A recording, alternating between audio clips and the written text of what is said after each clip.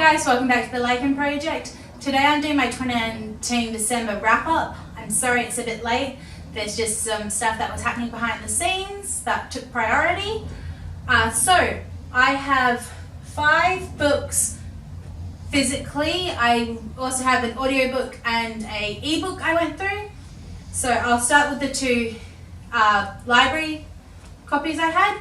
So I finished the Bonathon, which was a 3-month-long read-along of the currently published Bone Season by Samantha Shannon, and December saw us do the 3rd book, which was A Song Rising in this series. So it basically is, it's a dystopian fantasy situation of the clairvoyance being pushed underground, and now there is a revolt and a war coming. So we follow Paige Mahoney, who is our main character, who is a dream walker, as she navigates the next stage in the revolt and her role within that, and as things come out of the fray. So I can't tell you much about that. I gave that 5 stars, I believe. I will just pull up my book. I gave it 4 stars, sorry. I gave The Song Rising, which is book 3 in the Bone Season, 4 stars. I then did the audiobook. Sorry, I do have 3 audiobooks. I then did hag-seed, the Tempest Retold by Margaret Atwood. I liked the writing style, but the story kind of threw me a bit because it wasn't what I was expecting it to be. So that got 3 stars. The issue I had with it was I was told that it was a Tempest retelling, but it was a contemporary retelling told through a theatre group putting on the Tempest and twisting it, and it was also a plot of revenge. Hi Jersey. Sorry. But it wasn't what I was expecting, so that's why my rating of it went down. The final book I had from the library was El Defo by C.C. Bell, which is a middle grade graphic memoir, and it was also in Own Voices, which follows a young rabbit girl who wants to be a superhero but is also hearing impaired, so it's how she navigates getting her hearing aids and being different and stuff. So I thought it was very beautifully done. I gave that 4 stars.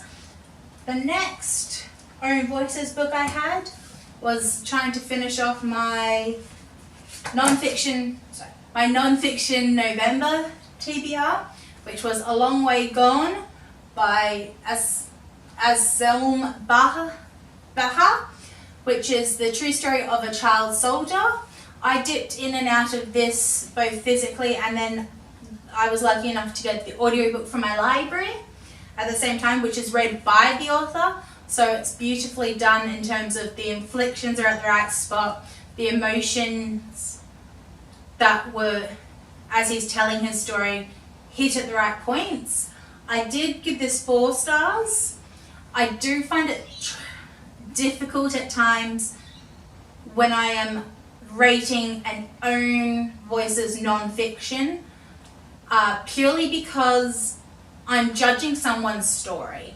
They're not a writer, so the way they've written and all that might not be perfect, but I'm also the content of the book. I think the way that the content is presented and such is really good. I think it's a hard-hitting topic. Also, with the last decade in 2012, we had Coney, 2012, which was Painting the Town Red, about children soldiers. So I think it was a very timely read, and I got it in just at the right time about children soldiers. So if you don't know much about that campaign, it was basically Joseph Kony was, this is Sierra Leone, and I believe Kony might have been in a different country. I think he was in the Congo, but basically this has been going on for so long, but a lot of the Western world wasn't aware of it, where young children are being drugged up, taken, they're watching their families being murdered, and they're being given AK-47s, joining a war that they have no business being in. So it was really eye-opening yet refreshing to hear someone own up to the things he did under the regime that he was in, but also how he's healed from it and how he's using his story to move forward. So that I do recommend anyone who's going through high school or anyone in general should pick up any children's soldier books. This one was really good. He does do the own audiobook, so also listening to him tell his story is really beautifully done as well. So 4 stars for this one.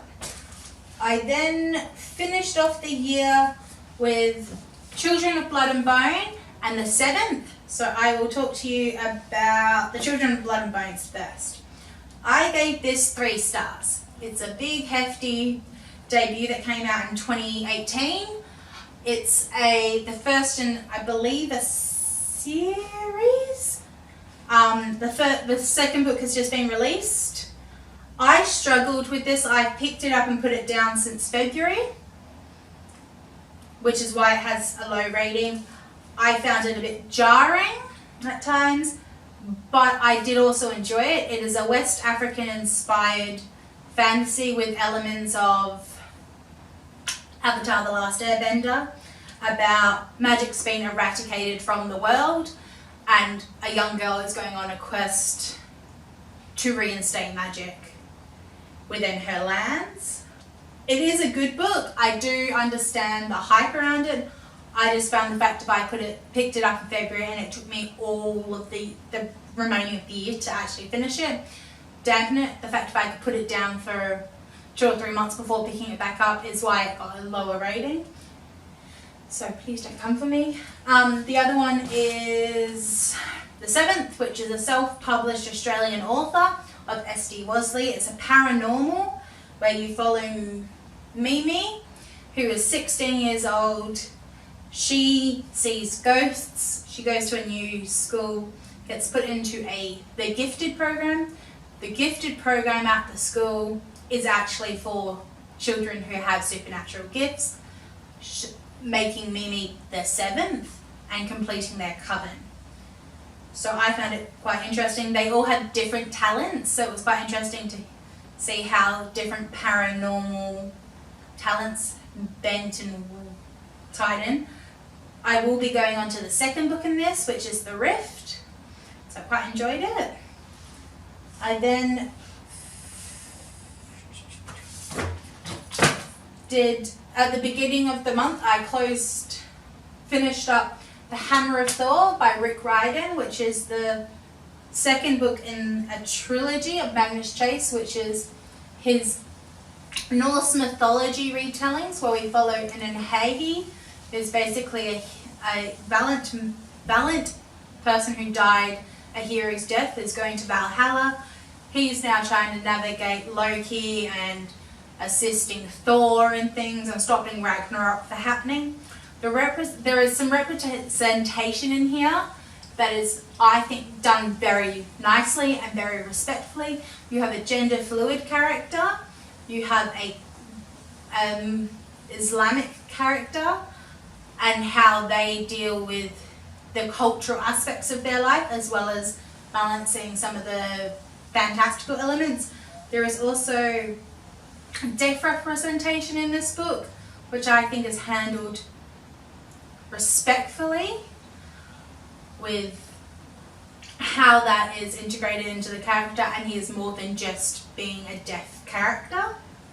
So it's beautifully done. I gave this 3 stars. And then the final book that will close out my very successful pumped up reading for December and the ending of 2019 is Sean Maguire's Down Among the Sticks and Bones, which is the 2nd book in the Wayward Children series, where we follow Jack and Jill in their portal world. The Wayward Children series is a collection of novellas written by Shauna Maguire, which basically follows children once they return to out of their portals, so such as like Narnia and Alice coming back from Wonderland.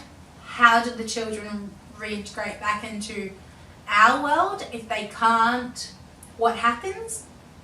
So this is sort of a sequel and a prequel to the first one, which is Every Heart a Doorway. I gave this 5 stars. I love Shauna Maguire's writing. I love the series. There is a female romance in this book. So yeah, you follow Jack and Jill, so you find out about the Moors, which is their land, their portal world and such.